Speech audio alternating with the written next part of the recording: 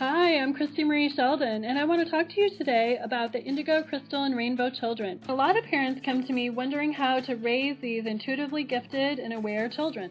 And some people say, well, why are they so unique and special? What's different about them? Are they more special than other children? And the answer to that is no.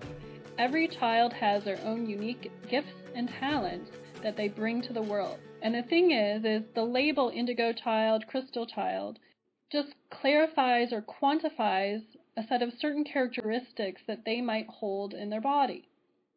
For instance, if I say to you, you are a man, I have just labeled you a man. And with that three-letter word, you have a different endocrine system, different anatomy parts. You process emotions and logic different. Science has shown that men's brains process emotions and logics a little different than women do. You might have facial hair and a deeper voice. So that label, man, clarifies for us a list of characteristics that you may have. But you also have your own unique set of talents and tools and gifts that you brought to the planet. You know, the same thing with a female, right? A female has a different body system and structure, processes emotions differently, is more about communication and connection. And so there's a host of differences that labeling somebody male or female brings to the table. And that doesn't mean that a male is wrong or right, or a female is wrong or right.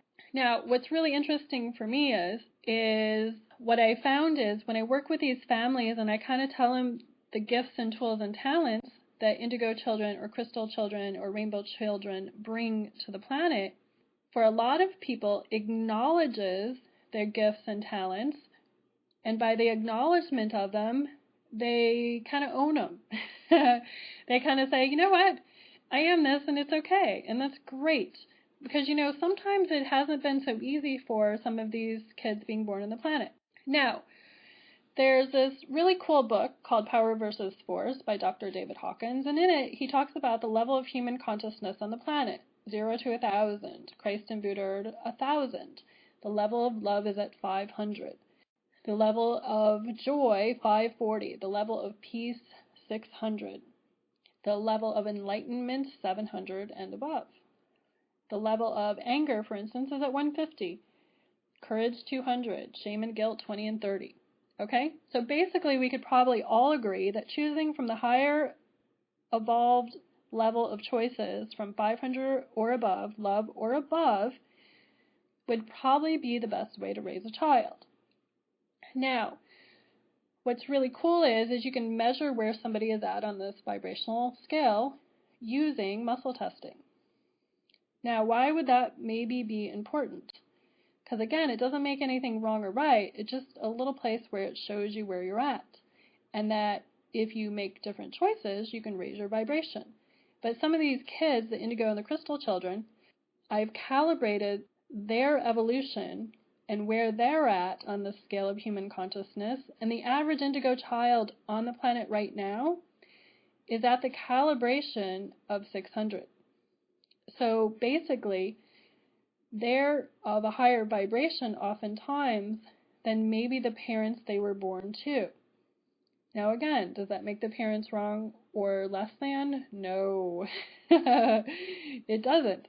What it just simply means is that's where it's at, because we as a planet are evolving and these kids want to come into the planet. Now what's really, really cool is if you remember in the 60s, you know, it was all about the Beatles and all you need is love. And around the 60s, that's when there was this great influx of this hippie energy of what? Love, joy, peace, right? So the generation of the 60s, through thoughts, prayers, and intentions and kind of putting it out into the world, was sort of like a way shower to allow the majority of these indigo and crystal kids to come into the planet now. We're all part of this in some way. Everyone came here to do their part, whatever that is.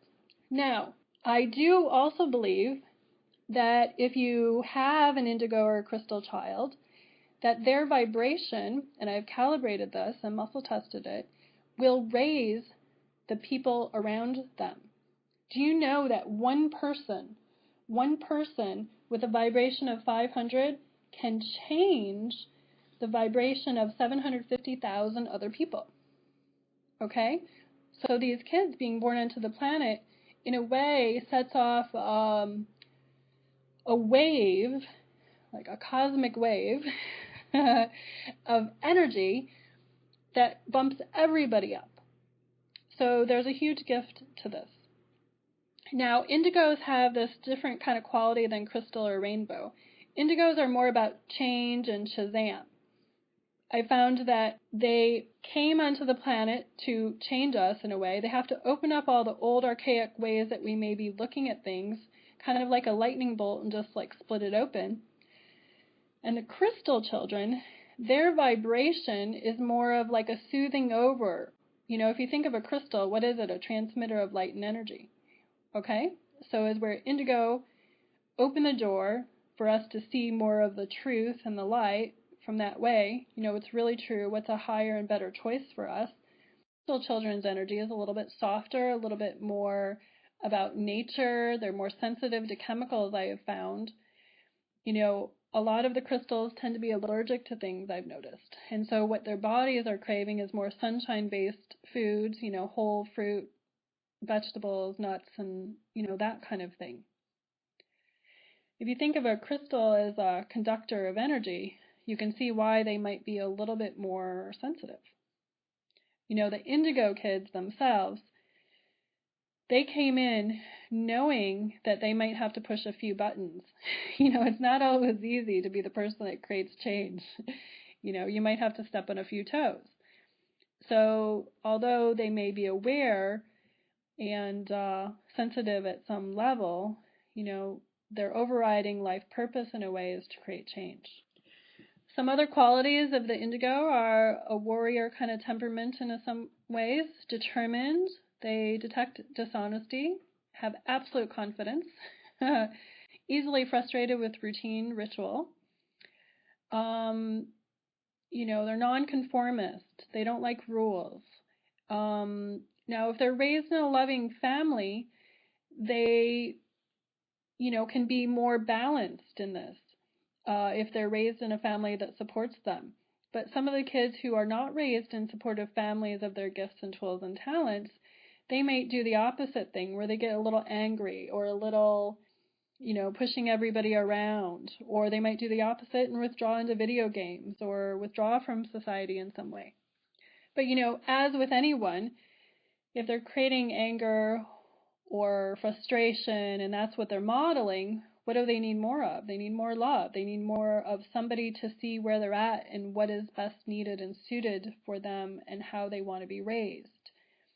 That's partly why I developed the program, the Essential Toolkit for You and Your Family, because I wanted to help some of the parents who don't really know what it means to be that. And maybe you were one of the indigo kids and you were born. A lot of kids who are indigo, you know, who when they really first started coming in the 70s, 80s, they chose to be born into, you know, dysfunctional families at some level because what they wanted to do is demonstrate for us a happier way to be in a family. And they said, okay, enough of this dysfunction in this generation. I'm going to stop it. And so if you were one of those indigo kids and you were born in a dysfunctional family at some level, you know, it might not have always been so easy for you. Now, the crystal children that are being born started coming in the 90s and the 2000s. They're being born to a lot of the indigo children. The reason they're doing this is they would rather be born into somebody who really understands their gifts and tools and talents. Now, if you look into the crystal child's aura, instead of seeing indigo, you could see indigo, because a lot of the crystal and indigo are also cusp. You know, they're kind of born on the cusp, and they have a quality of both. But a lot of the crystal children will either take on the aura of those around them if they're trying to heal them, or they may come in with their own different energies like magenta or gold. You know, I've seen some purple in some of the crystals' energy fields. but it's really about they're bringing in the ray of light that they need to best live their life. Each ray of light has its own quality, so to speak. Now, a rainbow child, they have a rainbow in their aura. And what that means is they're basically crystal children who are able to embody all the frequencies of light. And when you tap into their energy, they feel pretty much like divine love energy. Now, crystal children tend to love nature, the outdoors, animals. Sometimes they're a little sensitive and they withdraw. They don't like a lot of chaos or things that are not peaceful around. Some of the crystal children, people report that, some of them don't speak until the age of 3 or 4. And basically what I show parents is that if you put a mental picture in your mind of what you want them to do, like tie the shoe, and you think of them tying the shoe, that's usually how you kind of communicate with them, telepathically in a way. But they're affectionate and loving. They want to help, and they're nurturing. And some people see them with large eyes, and they're loving and forgiving. But if you think about it on the scale of human consciousness, okay, over 500 is love, right? Love, joy, peace. The indigo is more about opening the door to show us what is not loving, and the crystal child kind of smooths the way. Now, in my experience, I've had clients who basically changed their vibration. They came to me and they were indigo children, and through working through some things and raising their own vibration, they moved into the more crystalline energy.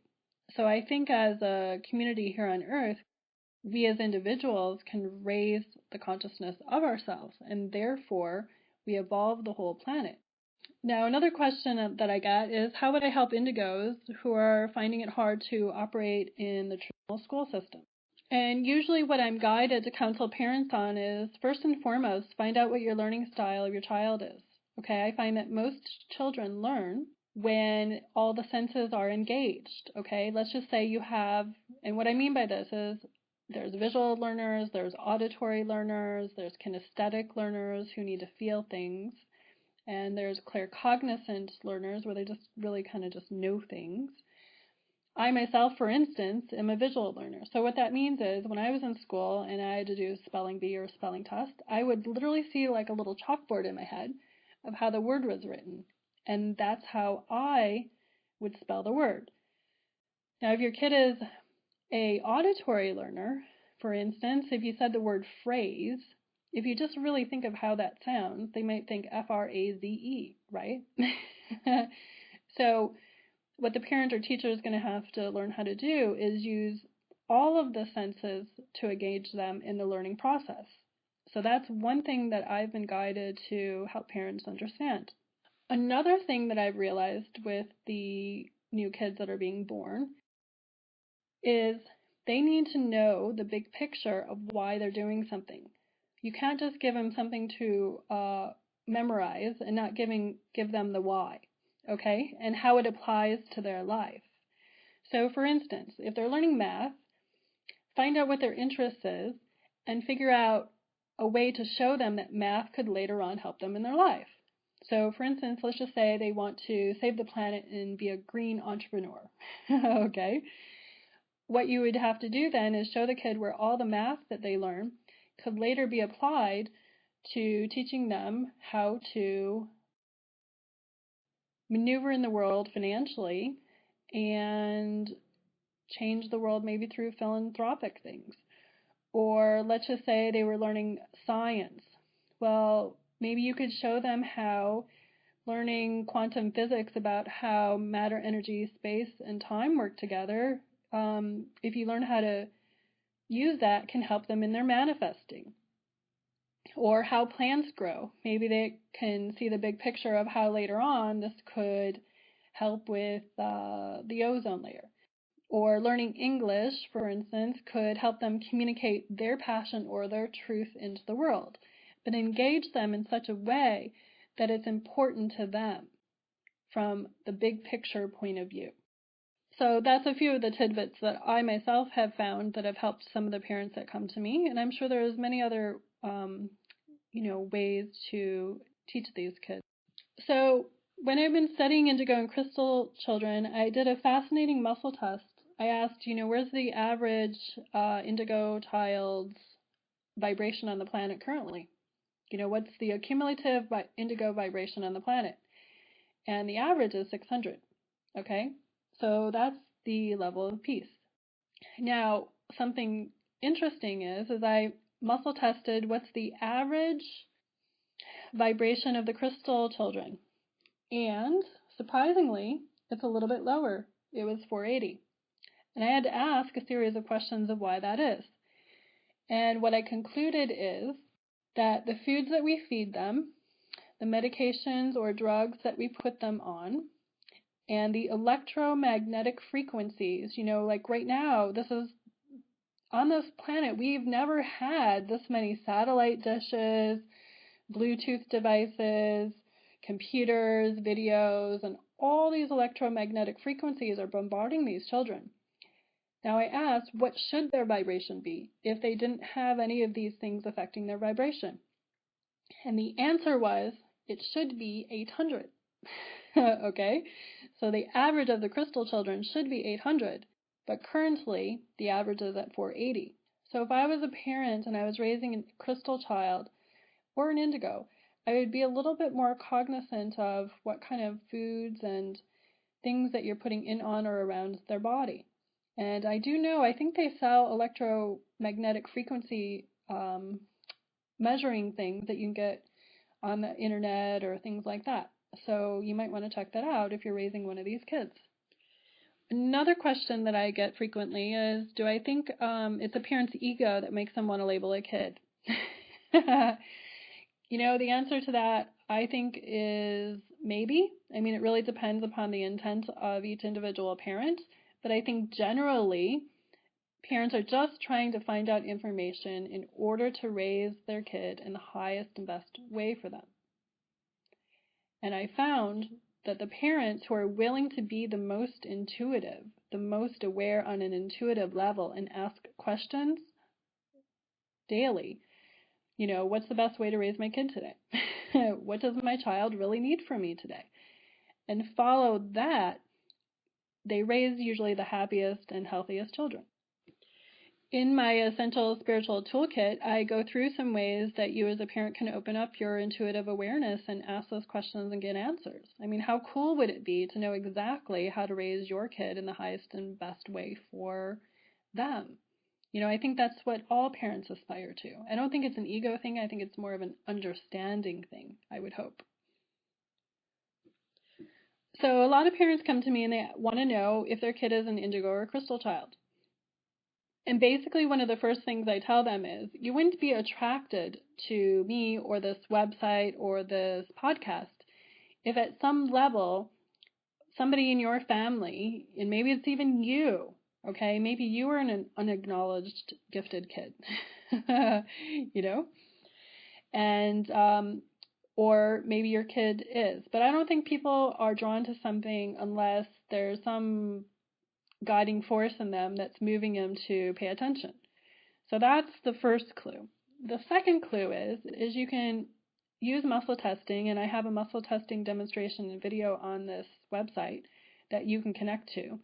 But if you ask the question, through muscle testing, my child is an indigo, and then muscle test yes or no.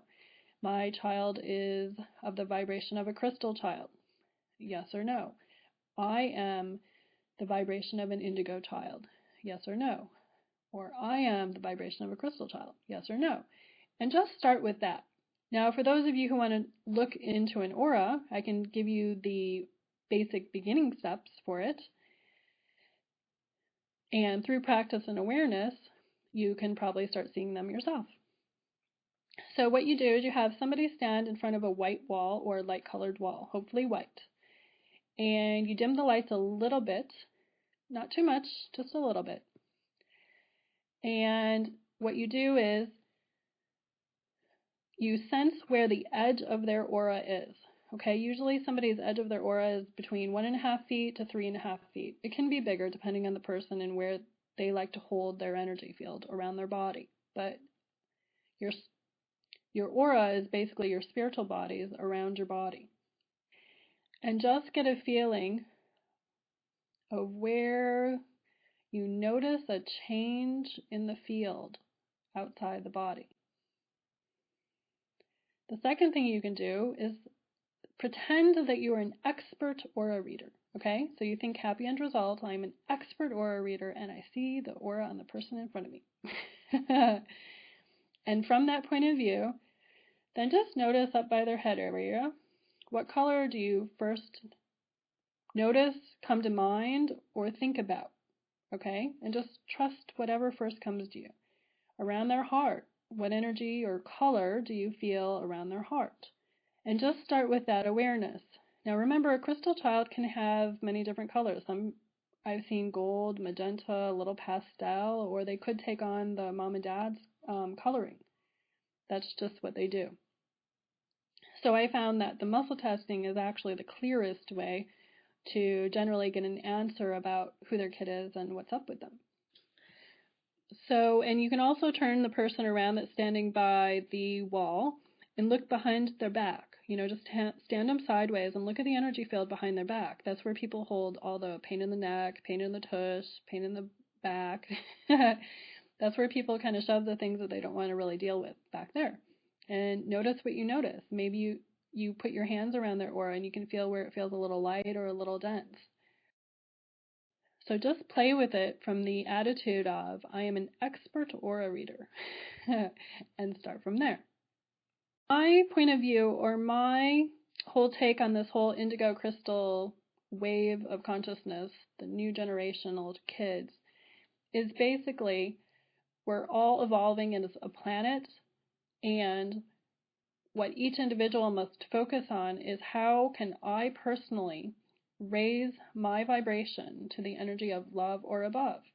And so you're operating through the world from that point of view, and all your actions that you take from that point of view will be from a higher consciousness. And my other hope would be that parents would be willing to be intuitive enough to ask every day, what does my child really need from me today? And grow your children up that way. So many, many blessings. Thanks for sharing some time with me. And if you're curious about some other things that I'm doing, check out the Essential Spiritual Toolkit for you and your family. Thanks, and have a great day. Bye-bye.